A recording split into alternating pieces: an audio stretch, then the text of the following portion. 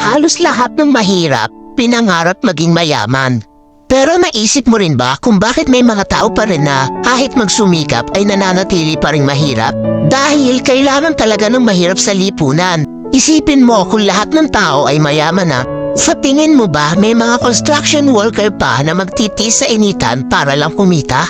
Kung mayaman na silang lahat, sino pang gagawa ng bahay? Yung mga magsasaka, kung lahat sila mayaman na, magbibilad pa ba sila sa araw para magsaka at magbungkal ng lupa? Kung hindi na, ano nang kakainin natin? Kung lahat tayo ay mayamong negosyante, sino pang magiging trabahador?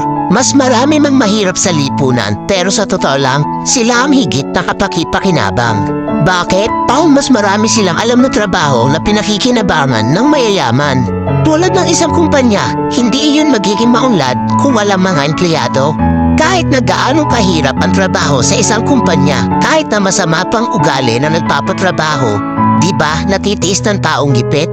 Lalo na kung may binubuhay na pamilya. At higit sa lahat, hindi mo makikita ang tunay na mapagbigay at matulungin sa kapwa kung walang mahirap na tinutulungan.